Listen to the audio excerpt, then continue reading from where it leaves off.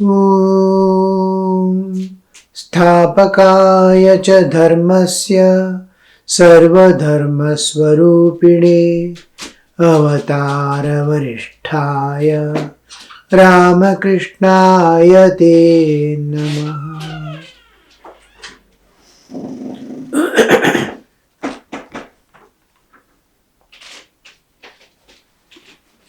Sri Ramakrishna is giving out the ultimate truths, the supreme truth he is revealing and presenting to the world.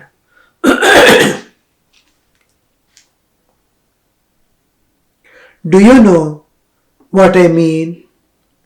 Satchidananda is like an infinite ocean. Intense cold freezes the water into ice, which floats on the ocean in blocks of various forms. Likewise, through the cooling influence of bhakti, one sees the forms of God in the ocean of the Absolute. We see God taking various forms. The one Absolute, the changeless existence, becomes the eternal. It is not limited by time. When we call eternal, when it is not limited by space, we call infinite. The infinite, eternal, unchanging reality, the formless, nirguna, qualityless, nirakara, formless, is taking form. How does the formless take form? Sri Ramakrishna is giving example of ocean, one infinite ocean. Suppose you imagine, if it is cool anywhere, anything cools down, immediately it becomes ice and it starts floating in the waters. So here we see how the formless is taking form. Still better, we can see how the humidity in the air, which is absolute now, we can't see the water portion at all in this room. Suppose winter season, just the humidity immediately becomes fog. The invisible becomes fog. And if you cool down, the fog becomes mist. If you still cool down, it becomes water. How the invisible is becoming visible and becoming grossifying itself. And it is becoming more and more gross, concrete. Now, suppose you cool still, it becomes water. Still you cool, it becomes ice. The invisible has become a solid thing. Like that, the cooling effect of the love of bhakta makes the invisible God to appear as God. So, God with form. Likewise, through the cooling influence of bhakti, one forms the God in the ocean of the Absolute. Ananta Satchidananda Sagara, the form appears. Because of the excessive love of God, the formless takes the form for the sake of the devotee. But when the sun of knowledge rises, ice melts. The jnana, with bhakti, the form appears. With jnana, the form dissolves. From bhakti, revealing himself in the form, God takes him to the formless aspect. Look here, I have manifested for your sake in this form. I can take any form. I am limitless. I am not limited by anything, including form. I can be formless, I can be with form, I can be with eternal forms. So this Look, look at me. The form is slowly dissolving. Why does it dissolve? The devotee wants to experience oneness with God. The duality is there. I am seeing form. Bhakta also wants to become one with the God. When the longing is there to become one with God, God gives become one. To become one with God also has form. Bhakta also has form. To become one is not possible with objective bodies. So it starts melting. When form melts, they become one. Like ice block. Two ice blocks. One is God, one is the devotee. Two ice blocks kept in sunshine. How they melt and become one block, one entity. When it becomes water, you cannot differentiate anything. They become absolutely one. The two blocks have melted and become one. You can keep the two blocks side by side. You cannot make them one. Now when it becomes water, both become they become ekarasa. They intermingle and totally every atom is pervaded by the other atom. So it's whole thing. Again it takes form, suppose the whole thing is becoming again eyes. There also you'll see oneness. But the melting away of the form and becoming one is, this melting away of form is jnana. I and you are one. The jnana is I and you are one. The ultimate jnana, there is one reality. There cannot be more than one. More than one means again duality comes into picture. I am different from you. So when there is unity, there is oneness, there is one joining together. Many can become one. Go on joining. There are 10. Reduce it. Each merging in other. There will be 5. Again, reduce. The joining, the whole the universe joining together becomes ultimate one reality. So there cannot be greater than that. That is the ultimate. To become one is the ultimate. So here we see that form and formless aspect. These forms are meant for the bhaktas, the lovers of God. But when the sun of knowledge rises, the ice melts. It becomes the same water as it was before. Water above and water below. Everywhere nothing but water. All the differences dissolve. Therefore, a prayer in the Bhagavata says, O Lord, thou hast form, thou art also formless. Thou walkest before us, O Lord, in the shape of man. Again, thou hast been described in the Vedas beyond words and thought. But you may say, for certain devotees, God assumes eternal forms. You have become everything in Bhagavata. You are with form, without form, and all these various forms you take. And also you are beyond thought and understanding, words and thought. But you may say that for certain devotees, God assumes eternal forms. There are places in the ocean where ice does not melt at all. It assumes the form of quartz. In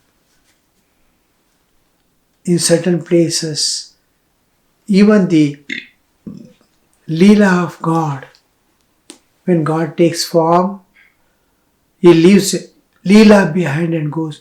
These are anything connected,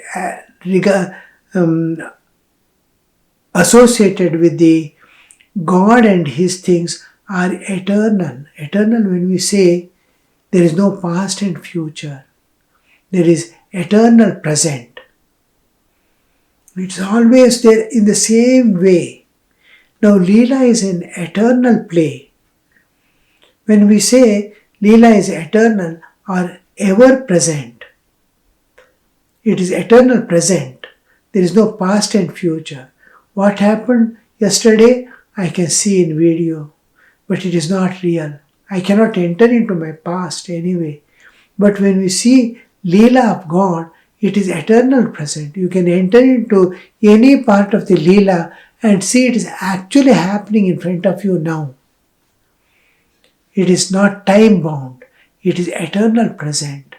You can enter any part of the Leela and you see it is happening and you are the witness. At your will.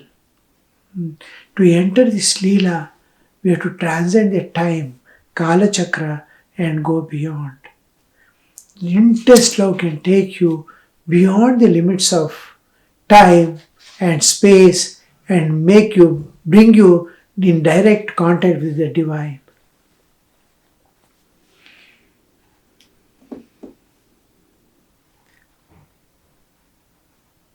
Kedar. It is said in the Bhagavata that Vyasa asked God's forgiveness for his 3 transgressions. He said, Lord, thou art formless, but I have thought of thee in my meditation as endowed with form. Thou art beyond speech, but I have sung thee hymns.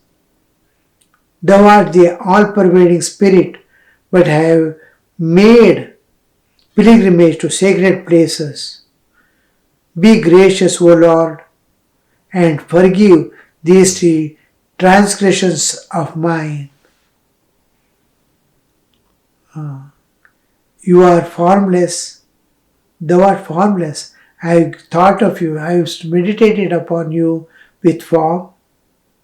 You are beyond speech, but I explain to people or praise you through words. You are such and such. You are beyond words and speech. That I have done, sung thee hymns. Thou art the all-pervading spirit. You are everywhere, but I have made you to be in the temple or here and there, worship you. You are all-pervading. These transgressions you pardon me, Master. Yes, God has form and is formless too. Further, He is beyond both form and formless. No one can limit Him. Rakal's father was sitting in the room. Sri Ramakrishna confirms that God is with form and without form. The transgressions the Bhakta is asking in the Bhagavata is to break the limit that God is with form alone. The moment it comes to the formless, it is absolute and limitless. When it comes to the formless alone, we will know that it is not limited by time and space. It can manifest through time and space, taking form. And this can take any form, is known from the formless. Why this transgression we say is, we take the God to be limited alone, to be with form alone, then we are transgressing. We have done that, but when we understand, He's not, when we move towards the absolute reality, then we come to an understanding, oh, he is not limited for form. When I worship, meditating upon God with form is not a transgression, but limiting him to that alone is transgression. Now, when he comes to know, I was limiting him to the form, I was limiting him to the words that I can explain. This becomes transgression till you break this limitation. Once you break the limitation, transgression is withdrawn. Master comes to, yes, God has form and it has formless too. Further, he is both beyond form and formless. No one can limit him. Rakal's father was sitting in the room. At that time, Rakal was staying with the master. After his mother's death, the father had married a second time. Now and then he came to Dakshineshwar because of Rakal's being there. He did not raise much objection to his son's living with the master. Being a wealthy man of the world, he was always involved in litigations. There were lawyers and deputy magistrates among Sri Ramakrishna's visitors. Rakal's father found it profitable to cultivate their acquaintance since he expected to be benefited by their counsels in the worldly matters. When we go to a holy place, especially places like temple and all, so many people of varieties of people come with different status, with different powers, with different knowledge, in different field of activities. If we do not concentrate on the divine and overlook all this, we will be attracted by, or slowly we become friends, or what is my need I try to satisfy through these people. Knowingly or unknowingly, I have some need and a person is there who is able to fulfill that need. I have come to a temple, I have got acquainted with the devotees, but then I see my need is there and fulfilling need source is also there. I become friend. I utilize him to fulfill my needs of life. Now, the purpose of my going to temple was to transcend the nature and go beyond. But there is something always that diverts my attention from attaining that transcendence and releasing.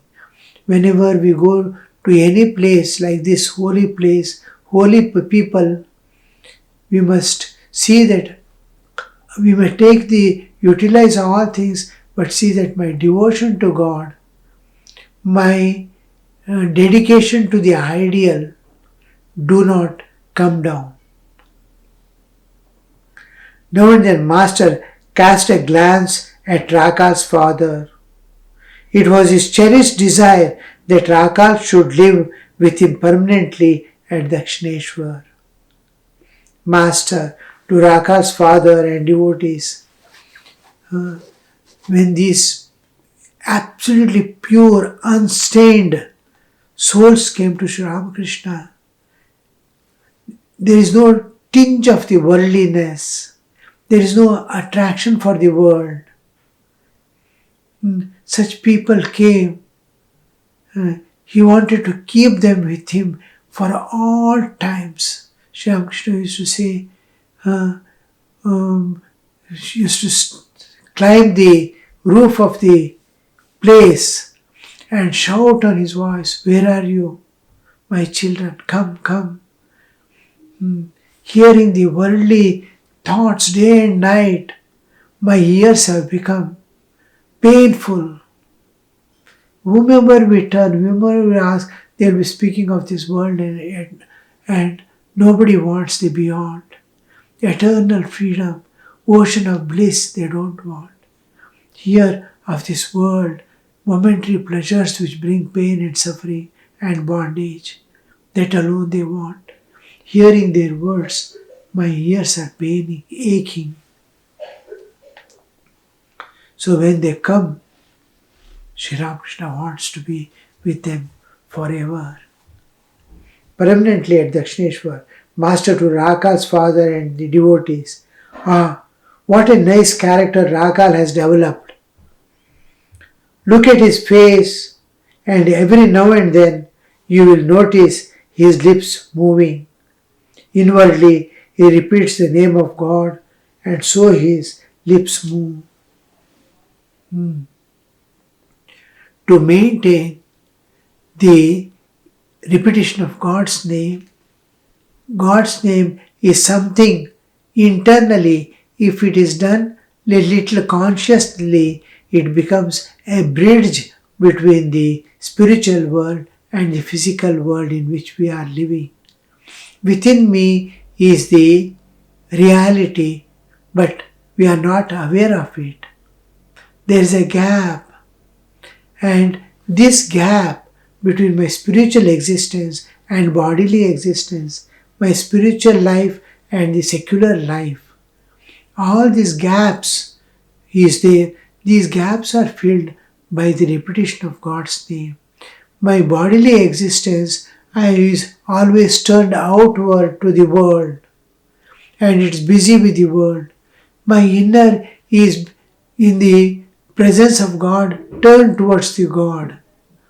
And one is on the other side, spiritual existence is towards the divine, the bodily existence is towards the world.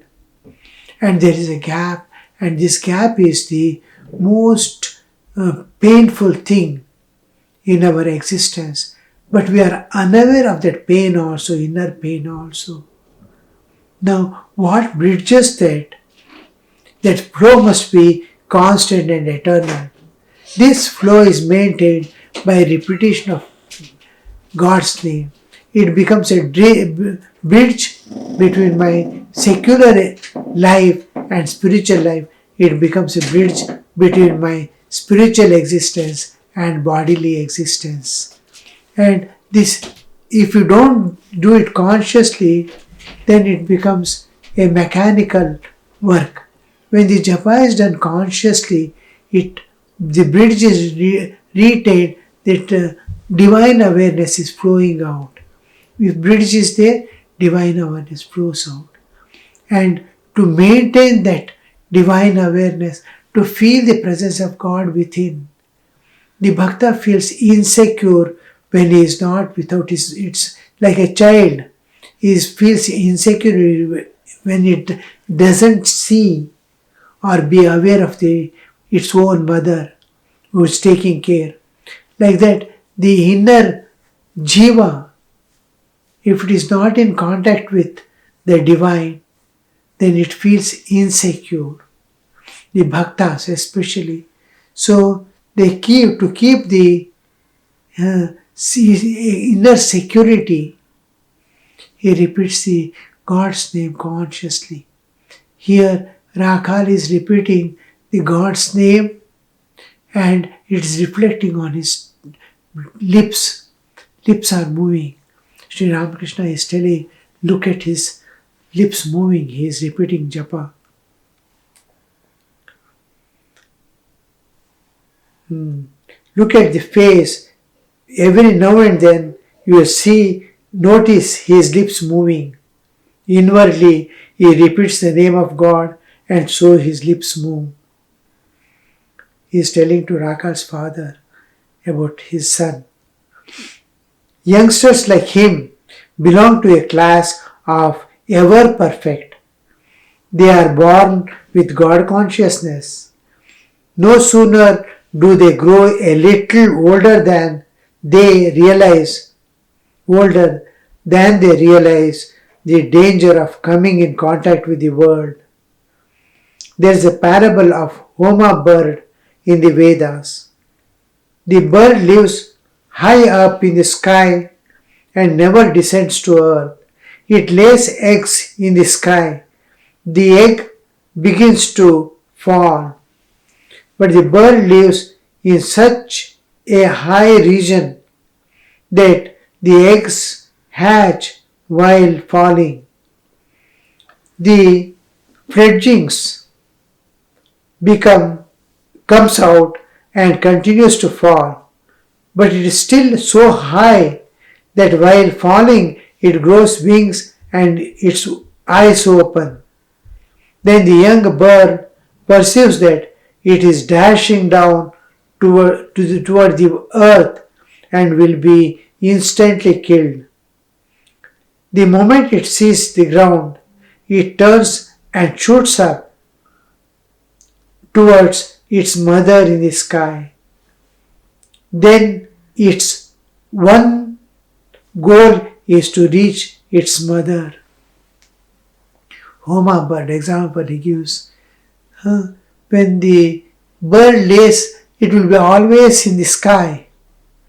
And when it lays egg, the egg keeps on falling through days and days because of the height, and it gets hatched and the small little birds come out and then they also start falling for the fear of it is getting killed by crashing against the earth. They start flying and it wants to go back to mother. Here it is giving the example to show how these eternally perfect, they are born in the world, but they are afraid to enter the world. It's going to crash and destroy. So the moment they come to age, they are coming to youth, they want to go back to the mother. So when they are growing, they feel greatly attracted towards the spiritual life and towards the life eternal, to be one with God. Youngsters like Rakal are like that bird. From their very childhood, they are afraid of the world, and their one thought is how to reach mother, how to realize God. These Rakal, Naren, all this, that one group of youngsters who come to Sri Ramakrishna loved them intimately and kept them as his own, because the purity that they are manifesting externally, purity that they are internally, and the devotion, the longing for higher truths, readiness to give up the world, all these make Sri Ramakrishna endear them and keep them with him, because the companionship is possible when they are of the same nature, same status and same structure. This is what we see with these youngsters. Om Shanti Shanti Shanti Harihi Om Tat Sat Shri Ramakrishna Arpanamastu.